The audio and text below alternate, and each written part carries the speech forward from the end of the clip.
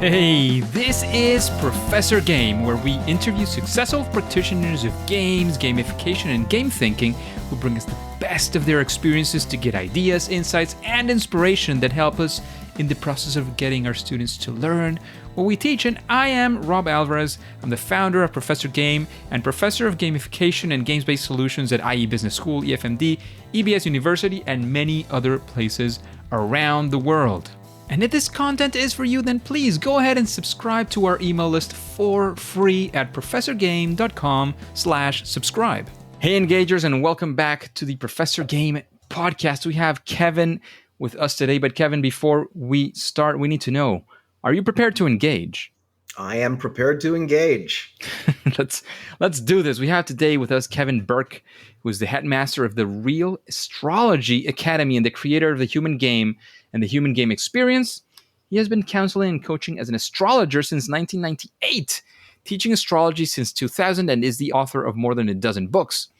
Human Game in particular is a philosophy based on the idea that the universe is made up of stories. The story is the smallest practical unit of reality, and if everything is a story, when you understand how a story works, you can understand anything. The Human Game Experience is an astrology-based reality role-playing game that can give you creative control over the story of your life. So, Kevin, that's your intro. We've said plenty about you, but is there anything that you want to make sure that we mention before we get started with the questions? I think we're ready to go. That covers everything. Let's do it.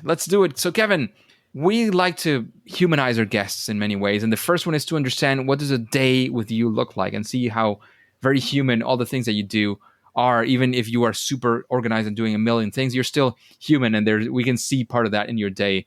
So what does that look like, Kevin? What can we see you doing if we were to meet you in a day like today?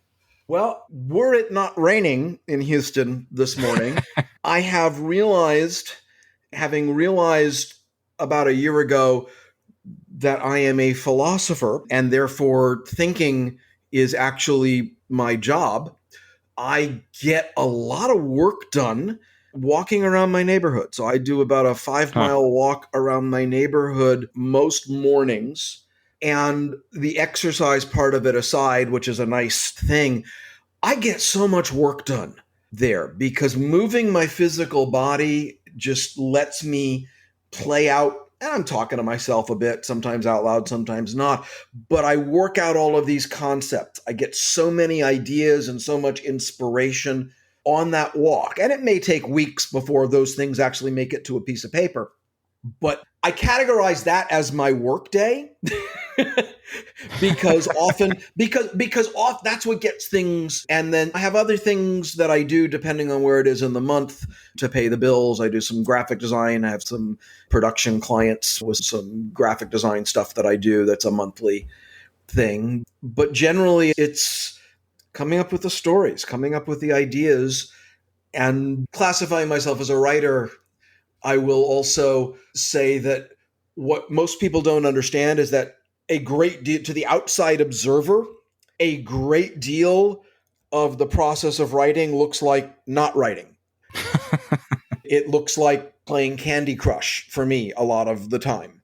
But it really is, I sometimes need to distract myself so that I can encourage those shy little ideas to come out of hiding, and I don't scare them off before I can pounce on them and do something with it. So that's the most I can. Like I said, there's an awful lot of time that seems to be spent doing nothing that really is letting the ideas kind of process in my subconscious until I can do something with them. Makes sense. Actually, it does make a lot of sense, at least to me, Kevin. But oh, good, thank you. let's have some validation on that.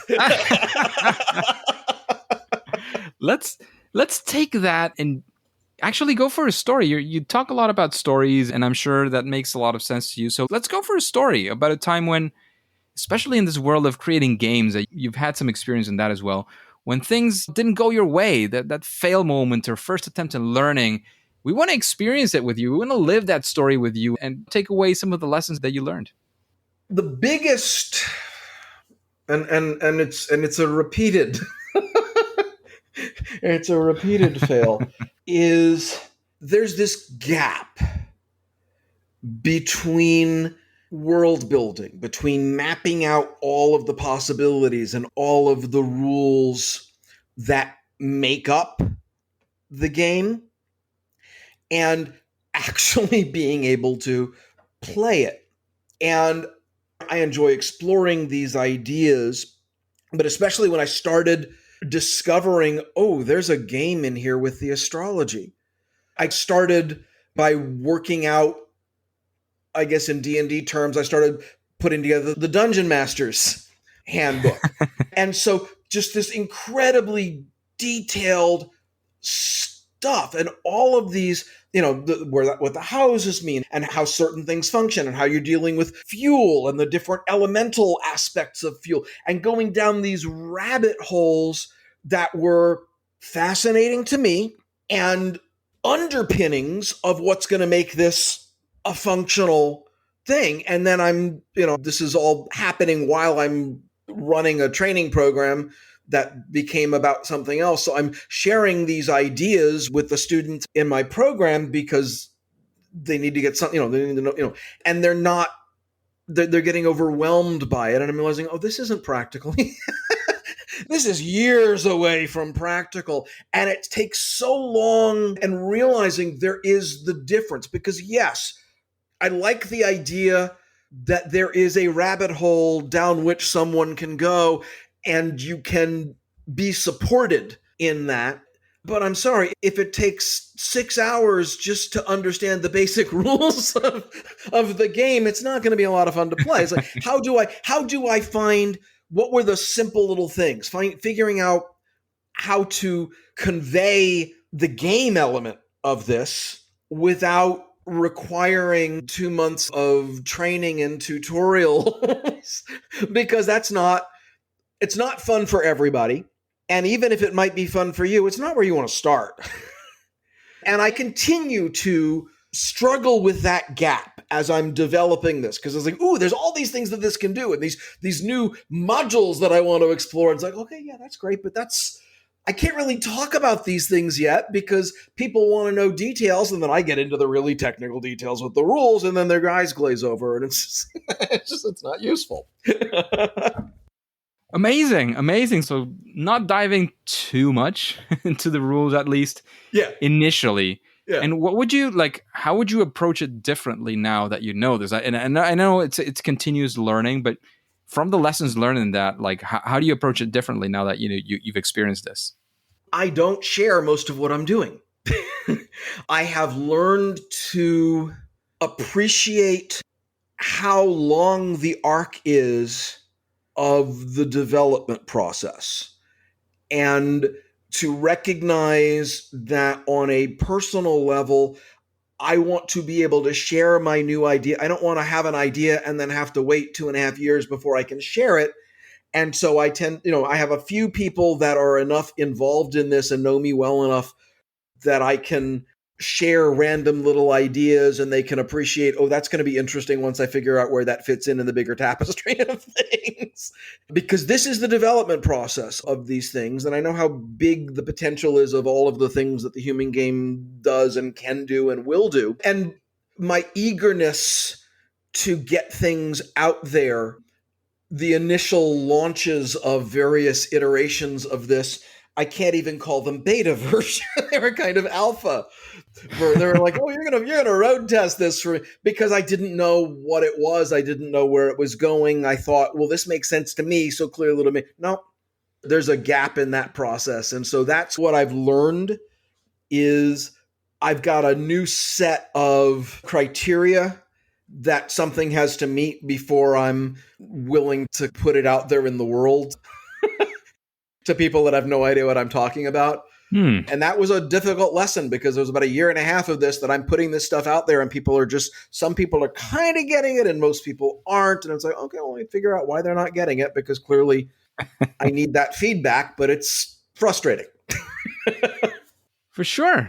So let's turn this around and actually go for a story of success, something that actually didn't work. Again, on the first attempt or the nth attempt, it doesn't matter. We want to be there with you and maybe take a few of the success factors that you would call out of this experience. When I continue to discover deeper and deeper and deeper levels of what it means that everything is story. I mean, it's an interesting sort of peripheral idea that, oh, the universe is made up of stories. And it's from a line from a poem from the 1960s or something. I came across it as a Facebook meme, but I just said, ooh, let me build out this thing.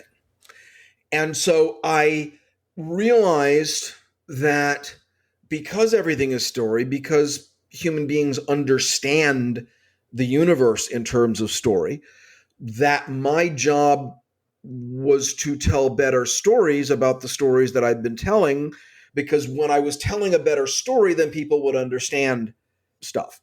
And I've been working with some of these concepts for more than 20 years. I've been working, for example, with the idea of safety needs and validation needs, and safety need bank accounts and validation need bank accounts in terms of relationships and in terms of other things. And it's a big part of the human game as well.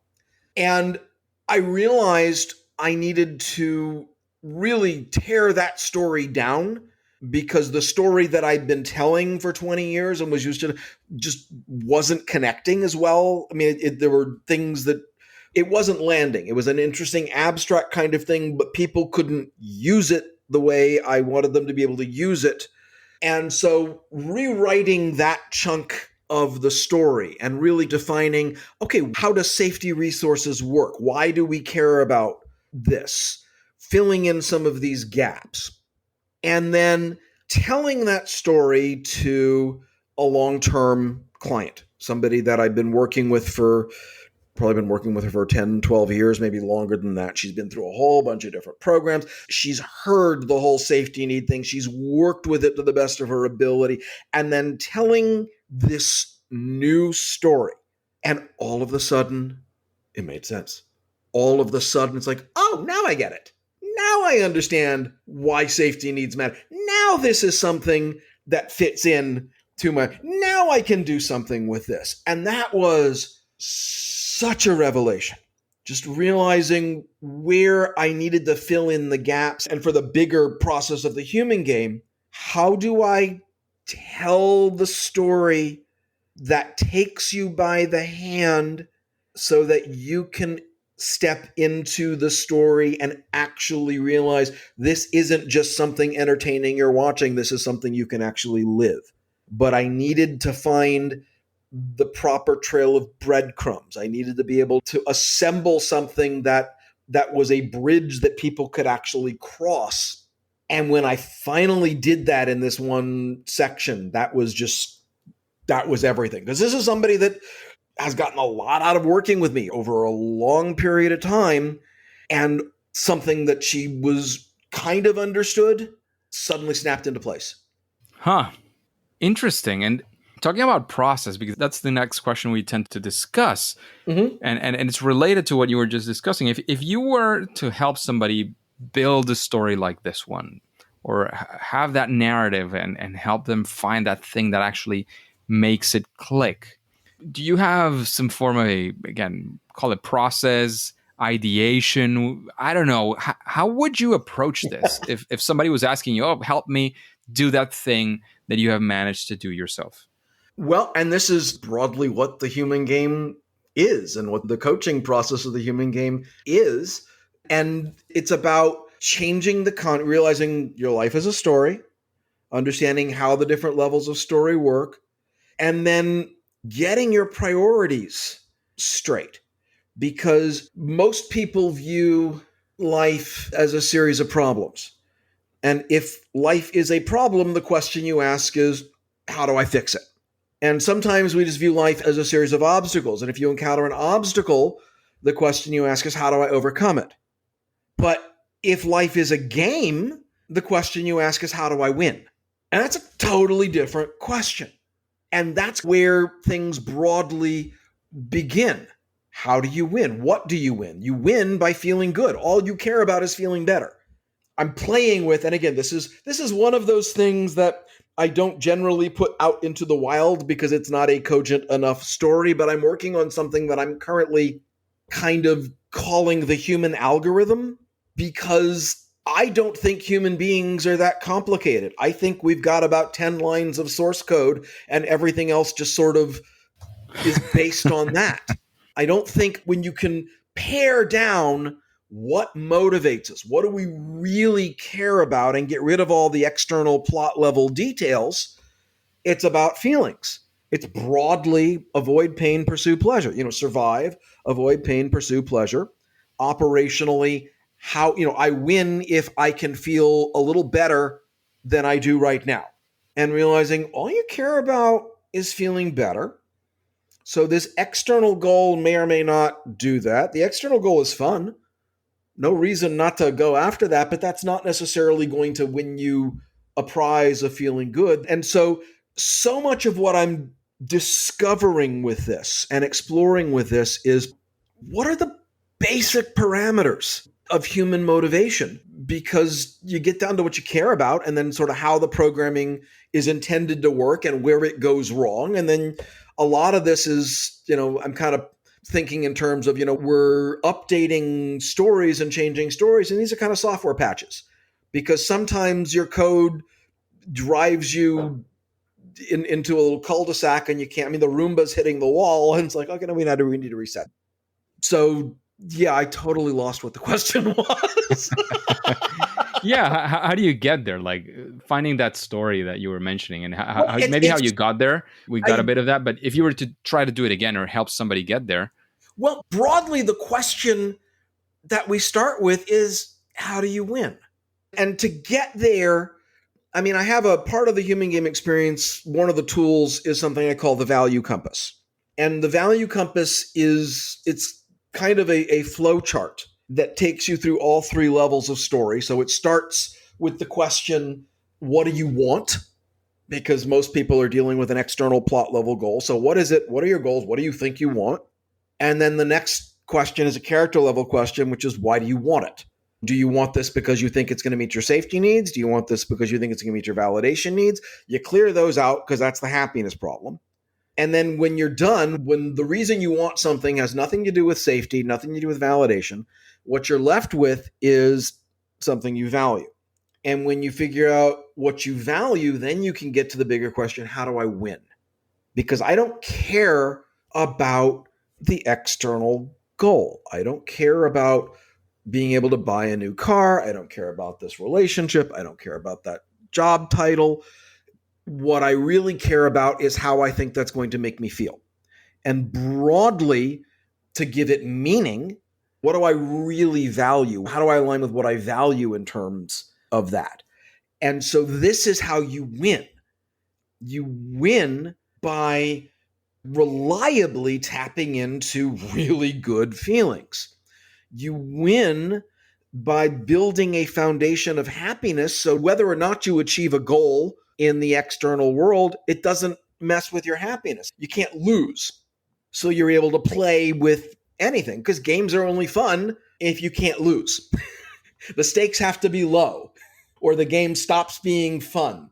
Huh. So this is, it's how to define how you win is really the question. And it's a question very few people ask, because we don't think of life as a game. Interesting. I think that there's a lot of deep thought on that one, and plenty of philosopher food for thought on that one. No, for sure. There's a lot of food for thought on that one. Kevin, we have to get to a difficult question for most of our guests. And that question is, what would you say is your favorite game? My favorite game? Yes, sir. I'm going to go, and again, it's not like I've spent a lot of time playing it, but I'm really going to go with Dungeons and Dragons. Because that's the model that inspired the human game for me. The idea of this fantasy role-playing game where you're pretending to be a character, and that character has attributes that you develop, and then you're overcoming these challenges and gaining experience. And it's a story, and it's a sort of choose-your-own-adventure kind of thing.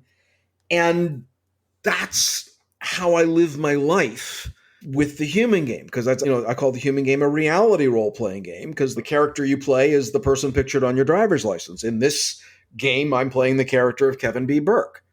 And that's always been the model. And again, I never really played that much of Dungeons and Dragons, but I loved exploring the idea of the game. And I had all the books, which would be worth a fortune if I kept them because they were all first editions because I'm that old. But the idea of that, and then realizing it's because you're engaging in a story. And it's like, this is how we can live our lives, but you can't. There's no reason you can't become the hero of your own story. There's no reason you can't take this model of, what are my character attributes? What can I do with these particular scores? How can I raise these?